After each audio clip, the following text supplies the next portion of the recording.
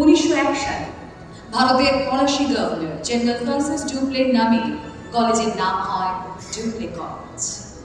ফরাসি শাসন অবসানের পর 1948 সালে আবার নাম হয় Chandannagar college.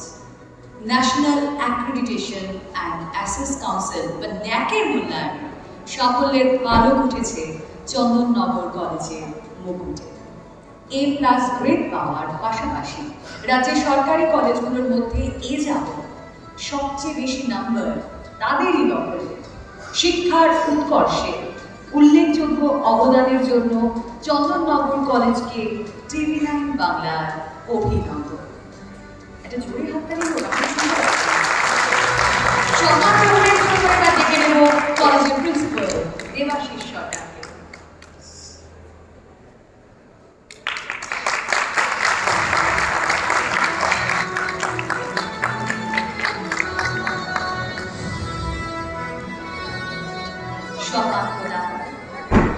Both instituted director রয়েছেন মোস্তফা শাহজাহান, রয়েছেন ম্যানেজিং এডিটর অমৃতা ভট্টাচার্য।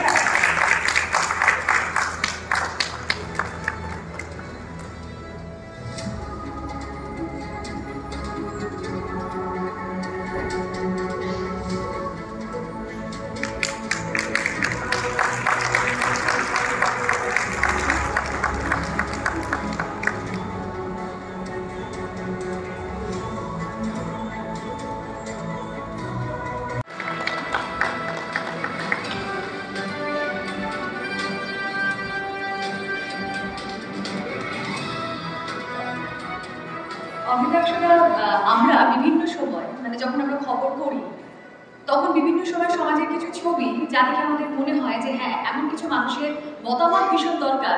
সেই সময় আমাদের নাম্বার কিন্তু ডাল হয় দেবাশিস সরকারের কাছে, বিশিষ্ট শিক্ষাবিদ। তার রিয়াকশন নিয়ে দেবাশিসদা বিশিষ্ট শিক্ষাবিদ, বিশিষ্ট অর্থনীতিবিদ এবং কয়েকদিনের মধ্যে দেবাশিসদা দরকার পড়বে, কারণ সামনে ইউনিয়ন বাজেট রয়েছে। দেবাশিসদার কাছ থেকে আমরা সহজভাবে জানবো আর কি। আজকের রিয়াকশনটা একটু অন্যরকম হবে। একদম তাই। দেবাশিসদা সত্যি সত্যি এটা আমাদের ভালো লাগছে যে এরকম জায়গা থেকে প্রফেসর দেবাশিস সরকার বলছি না, এরকম জায়গা থেকে সরকারি কলেজের একটা এরকম জায়গায় পৌঁছানো, এটা তো একটা সফল, এটা উত্তরণ। আমি প্রথমেই এই উত্তরণ নামকে সামনে রেখে TV9 বাংলার তরফ থেকে যে উদ্যোগ, মূলত ওরা ট্যালেন্ট সার্চ করছে, এটা একটা এফোর্ট। একটা কর্পোরেট হাউস শুধু বছরের একটা দিন কিছু ছেলে মেয়েকে ডেকে কিছু প্রতিষ্ঠানকে ডেকে পুরস্কার দিচ্ছে না, বেসিক্যালি একটা স্ট্রাগল, একটা অ্যাটেম্প্ট ছেলে মেয়েদেরকে মেধাকে খুঁজে বের করা এবং তাদেরকে উৎসাহিত করা। শুধু ব্যক্তি ছাত্রছাত্রী নয়, নির্দিষ্টভাবে কোনো শিক্ষা প্রতিষ্ঠান নয়, এটার মাধ্যমে আসলে আরো বড় অংশের ছাত্র সমাজের কাছে, শিক্ষা ব্যবস্থার কাছে ওরা একটা পজিটিভ ভাইব ক্রিয়েট করার চেষ্টা করছে। আমার এখানে সহকর্মী বন্ধুরাও এসেছেন, আমরা কলেজের তরফ থেকে এখানে যারা উপস্থিত রয়েছেন তাদের সবাইকে TV9 বাংলার যারা উদ্যোক্তা, যারা সংস্থাকে চালাচ্ছেন তাদের সবাইকে ধন্যবাদ জানাচ্ছি। বিশিষ্ট বিজ্ঞানী এখানে উপস্থিত রয়েছেন, আমার মতন একজন সাধারণ মাস্টারমশাই, তার কাছ থেকে কলেজের তরফ থেকে যে পুরস্কার পেলাম, আপনাকে আমি আন্তরিকভাবে ধন্যবাদ জানাচ্ছি। আমি সামান্য একটা দুটো কথা বলি, সেটা হচ্ছে ব্যক্তিগতভাবে আমি একজন অর্থনীতির ছাত্র। আমার চাকরি জীবন শুরু হয় দার্জিলিং গভর্নমেন্ট কলেজ থেকে, তারপর হুগলি মহসিন কলেজ, তারপর কৃষ্ণনগর গভর্নমেন্ট কলেজ, তারপর আমি হায়ার সেকেন্ডারি কাউন্সিল আমাদের স্টেটের কাউন্সিল সেক্রেটারি ছিলাম 2004 থেকে 2008। এবং যে সময় আমাদের রাজ্যে সারা ভারতবর্ষের সাথে সংগতি রেখে 11-12কে বিভাজন করা হয়, পরবর্তী অবস্থায় 9-10 এর বিভাজন, 11-12 এর বিভাজন, এই কাজটা সরাসরি করবার সুযোগ পেয়েছি।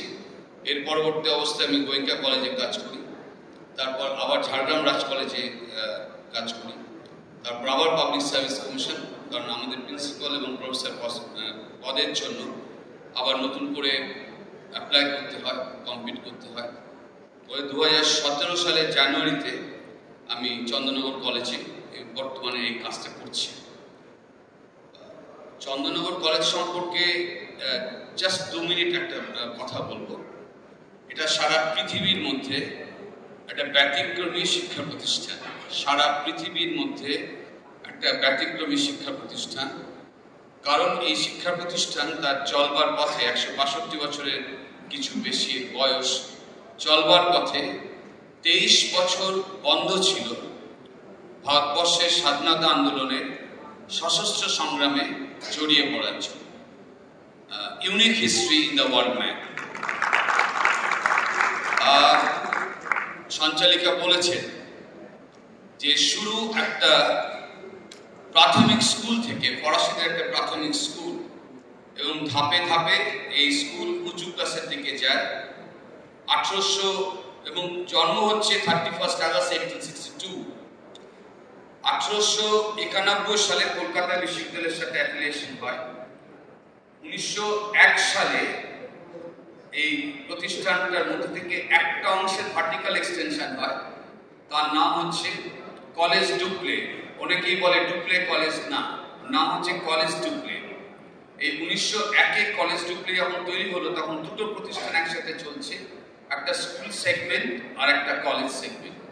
কিন্তু মাত্র 7 বছরের মধ্যে, কারণ সে সময় বিপ্লবী চারুচন্দ্র রায় ছিলেন কলেজের মাননীয় অধ্যক্ষ, তাকে অ্যাডমিনিস্ট্রেটর বা ডিরেক্টর বলা হতো।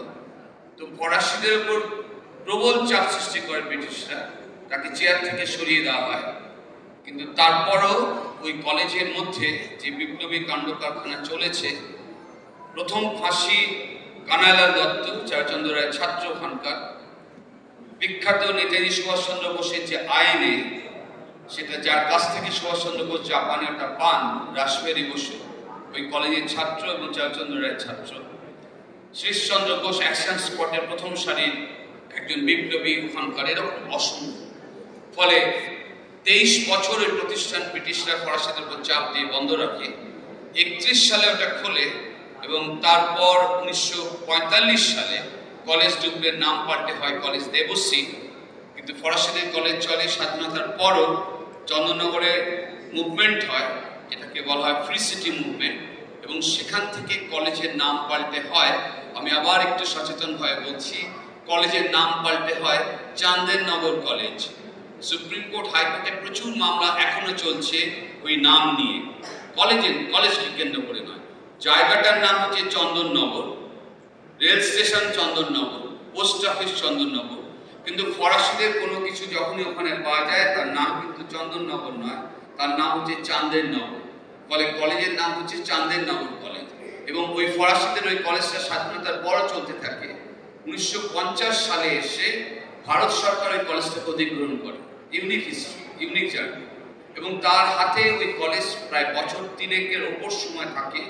পন্ডিচেরি এবং চন্দননগর যখন ভারতবর্ষ থেকে বেরিয়ে যাবে, অ্যাক্টে এক্সিকিউট করা হচ্ছে, এই দীর্ঘ 3.5-4 বছর সময় ওটা গভর্নমেন্ট অফ ইন্ডিয়ার ইনস্টিটিউট ছিল। পরবর্তী অবস্থায় 54 সালের 2 অক্টোবর ভারত সরকার ওটা পশ্চিমবঙ্গ সরকারকে একটা সরকারি কলেজ হিসেবে দেয় এবং তারপর তার চলা শুরু। এবং আজকে সেরকম এখানে কৃষ্ণভাবিনী স্কুল তার নক্ষত্র ছাত্রীদের জন্য যথাযথভাবে পুরস্কৃত হলো, তাদেরকে আমরা সম্মান জানানোর সবাই সুযোগ পেলাম। ঠিক একই রকমভাবে ওই শহরের আরেকটি স্কুল রয়েছে, কানাইলাল স্কুল, ওই বিপ্লবী শহীদ কানাইলাল দত্তের নামে, যার ছাত্ররা কিন্তু সারা পৃথিবী জুড়ে রাজ করছে তাদের মেধার জন্য। এর পরবর্তী অবস্থায় ওই স্কুল কলেজ থেকে বার্ডিং আউট হয়, এখন আলাদা স্কুলের আইডেন্টিটি নিয়ে চলছে, কলেজ আলাদাভাবে চলছে। এবং এই কলেজে আমি 17 জানুয়ারিতে এই কাজে যুক্ত হই। এর আগেও 2বার ন্যাক হয়েছিল, কিন্তু যন্ত্রণার সাথে সেই কলেজ বারে বারে ন্যাকে বি গ্রেড কলেজ ছিল, B++ এরকম পাচ্ছি। গত 7.5 বছর ন্যাকের জন্য নয়, পরে সামগ্রিকভাবে যে ডেভেলপমেন্ট হয়েছে তাকে ভিত্তি করে ন্যাকের মূল্যায়ন আমাদের একটু মন খারাপ এই কারণে যে আমরা 0.05 তার জন্য আমরা A++ মিস করেছি। আমরা 3.46 পেয়েছি, 0.05 এর জন্য আমরা A++ মিস করেছি। এই মুহূর্তে সারা ভারতবর্ষে মোট AISHE অ্যাফিলিয়েটেড কলেজের সংখ্যা 50,000-এর কাছাকাছি।